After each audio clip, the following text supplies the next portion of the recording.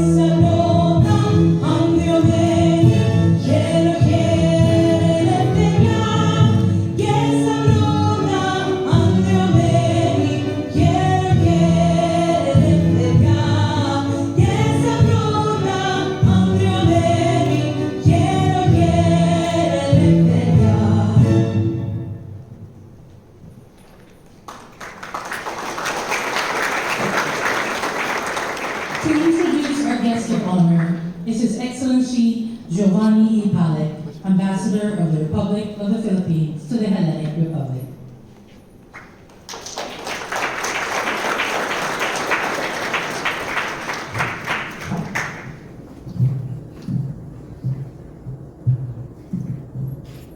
Excellencies, honorable members of Parliament, esteemed colleagues, distinguished guests, ladies and gentlemen, mga minamahal kong kababayan, I have the honor and privilege to introduce the Secretary of Foreign Affairs of the Republic of the Philippines, His Excellency Enrique Manalo.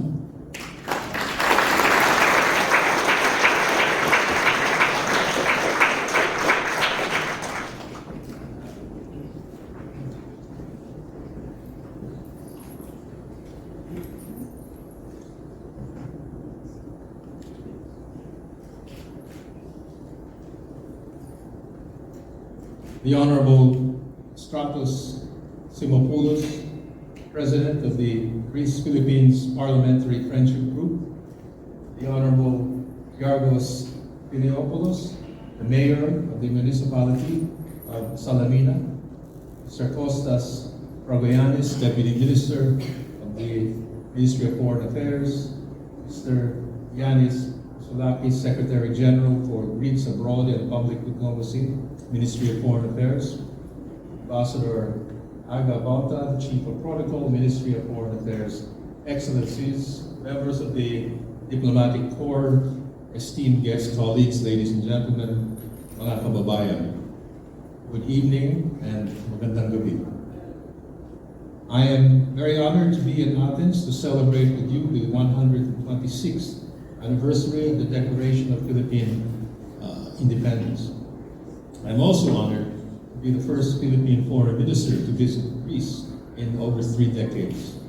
A visit that marks a significant chapter in the almost 75-year history of our diplomatic relations. Every year on June 12, we Filipinos honor the sacrifice of our forebears endured in their struggle for self-determination. We celebrate their courage and the legacy of freedom that they gave us. As such, allow me at the outset to convey my warmest greetings to everyone here tonight, especially my fellow Filipinos in all of of Greece, Cyprus, and North Macedonia as we celebrate the 126th anniversary of our independence. I also wish to take this opportunity to recognize the over 17,000 Filipinos living and working in Greece today, as well as the 50,000 or more Filipino seafarers on Greek flag managed and owned ships. Our Greek friends have welcomed them with open arms, and they in turn have contributed to the prosperity of Greece and also as their adoptive home. I'm certain that all of you here today have a friend or a colleague who is a Filipino. I also believe that our people are probably the best ambassadors in the world. And we gather here tonight under the theme, Kalayaan, Kinabukasan, Kasaysayan, or Freedom, Future, History. And to my fellow countrymen or kababayans, these three words are a call for us to safeguard the gains of their struggle for independence. This is also a constant reminder of the significance, the continuing task of nation building which lies before us. We are called to work together in the same spirit of patriotism and unity that our forebears displayed to build a thriving democracy firmly on the path to a lasting, broadly shared progress. I arrived in Greece 2 nights ago, and this morning had a successful meeting with Foreign Minister Yargos Tritis on expanding our bilateral relations in terms of maritime cooperation, trade and investment, labor cooperation, and cultural exchanges.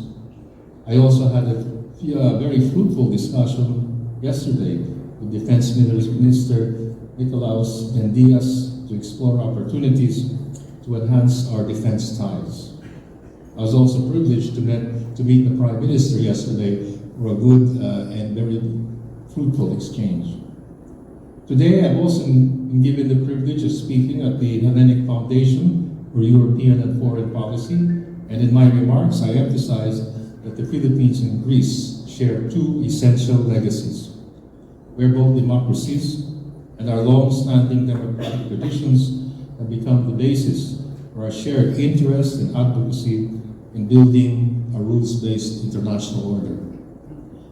We are also maritime nations, and our peoples are seafaring, and the oceans are our livelihood. Informed by our shared legacies and our commitment to peace and inclusive sustainable development, our countries have much to offer and to learn from each other. Our opportunities for collaboration are vast, and while our ties are excellent, I am positive that we can take our bilateral relationship to even greater heights as we look forward to the 75th anniversary of the establishment of our relations next year. We are both seafaring nations.